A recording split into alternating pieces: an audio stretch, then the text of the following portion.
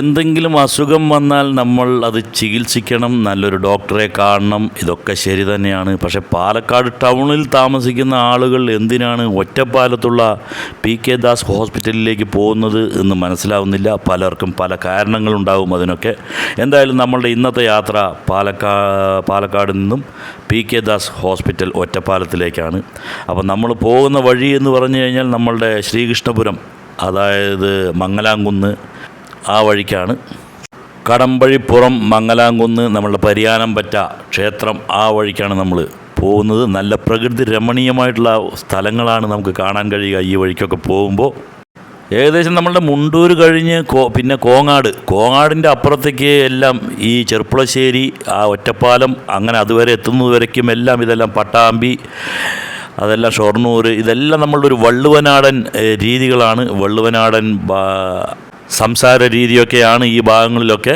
Friends, അപ്പോൾ നമ്മൾ ഒറ്റപ്പാലത്തിൻ്റെ തൊട്ടടുത്തുള്ള വാണിയംകുളം എന്നുള്ള സ്ഥലത്ത് എത്തിയായിരിക്കുന്നു. ഈ വാണിയംകുളം എന്ന സ്ഥലത്താണ് PK ദാസ് ഹോസ്പിറ്റൽ ഉള്ളത്. നമ്മൾ ഇപ്പോൾ PK ദാസ് ഹോസ്പിറ്റലിൻ്റെ മുൻവശത്താണ്. നമ്മൾ മെല്ലെ ഉള്ളിലേക്ക് കടക്കാം.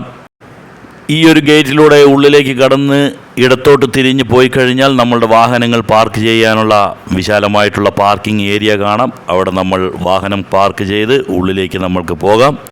ഒരു 10 മണിയോടുകൂടിയാണ് നമ്മൾ ഹോസ്പിറ്റലിൽ എത്തിയത്. നമ്മളുടെ ടോക്കൺ പ്രകാരം വേഗം തന്നെ നമ്മളുടെ സംഗതികളെല്ലാം കഴിഞ്ഞു. നമ്മൾ ഏകദേശം 2 മണിക്ക് അവിടെ നിന്നും തിരിച്ചു.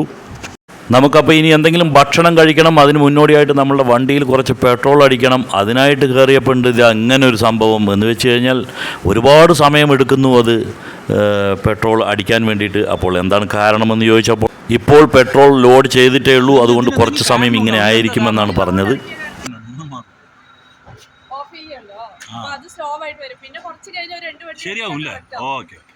വണ്ടിക്കുള്ള പെട്രോൾ നമ്മൾ അടിച്ചു. ഇനി നമ്മൾക്ക് എന്തെങ്കിലും ഇന്ധനം വേണം. അതിനായിട്ട് നമ്മൾ വളരെ വിശന്നിരിക്കുകയാണ്. ഏകദേശം 2:30 ആയിരിക്കുന്നു സമയം. അപ്പോൾ ഇങ്ങനെയൊരു റെസ്റ്റോറൻറ്റ് തൊട്ടടുത്തായി തന്നെ 2 റെസ്റ്റോറൻറ്റുകൾ നമുക്ക് കാണാം. രണ്ടും നല്ല പേരുള്ള റെസ്റ്റോറൻറ്റുകളാണ്.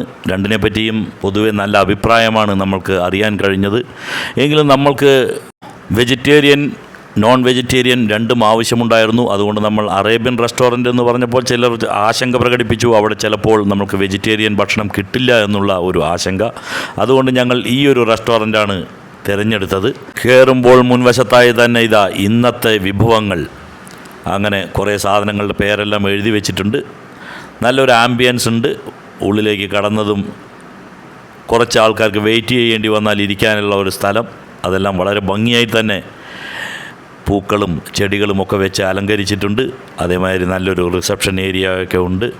ചെറിയൊരു റെസ്റ്റോറൻ്റാണ്, പക്ഷേ നല്ലൊരു റെസ്റ്റോറൻറ്റ്, നല്ലൊരു ആംബിയൻസാണ്. ഉള്ളിലൊരു ഇൻറ്റീരിയർ ഡെക്കറേഷനും മറ്റും നല്ല രീതിയിൽ തന്നെ ചെയ്തു വെച്ചിട്ടുള്ള ഒരു ചെറിയ റെസ്റ്റോറൻറ്റ്. നമ്മളപ്പോൾ പോയ എല്ലാവരും തന്നെ ഏകകണ്ഠമായി തീരുമാനിച്ചത് പൊറോട്ട വാങ്ങിക്കാം എന്നുള്ളതായിരുന്നു. അപ്പോൾ 4 പേർക്ക് പൊറോട്ടയും അതിൽ 2 പേർക്ക് ചിക്കൻ കറിയും 2 പേർക്ക് വെജിറ്റബിൾ കുറുമയും, അതേമാതിരി നമ്മളുടെ അസുഖബാധിതയായിട്ടുള്ള ആൾക്ക് ചായയും ബിസ്ക്കറ്റും, അങ്ങനെയൊക്കെ ആയിരുന്നു നമ്മൾ ഓർഡർ ചെയ്ത സാധനങ്ങൾ. 3 ആൾക്ക് സാദാ പൊറോട്ടയും ഒരാൾക്ക് നൂൽ പൊറോട്ടയും ആയിരുന്നു ഓർഡർ ചെയ്തത്. എല്ലാം കാണാൻ വളരെ രസകരമായിട്ടുണ്ട്. നല്ല സ്പൈസി ആയിട്ടുള്ള ഒരു ചിക്കൻ കറിയാണ് എന്ന് തോന്നിയെങ്കിലും അത് അത്രയ്ക്കും എരിവുള്ളതായിരുന്നില്ല.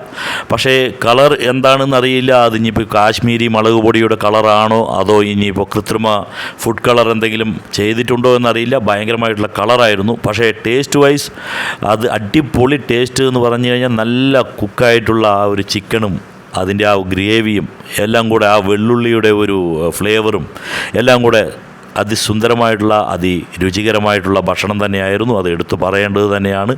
അതേപോലെ തന്നെ വെജിറ്റേറിയൻ കഴിച്ച ആളുകൾക്കും നല്ല അഭിപ്രായമായിരുന്നു ആ ഒരു വെജിറ്റബിൾ കുറുമയെക്കുറിച്ചും മറ്റും.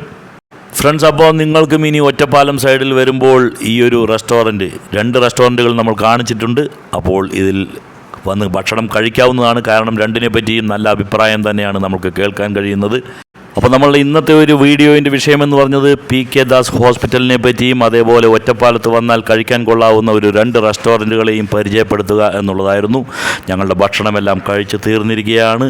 അപ്പോൾ ഞങ്ങളുടെ ഈ വീഡിയോ ഇവിടെ നിർത്തുകയാണ്. അടുത്ത ഒരു വീഡിയോയുമായിട്ട് വരുന്നതുവരേക്കും ബൈ, എൻജോയ്.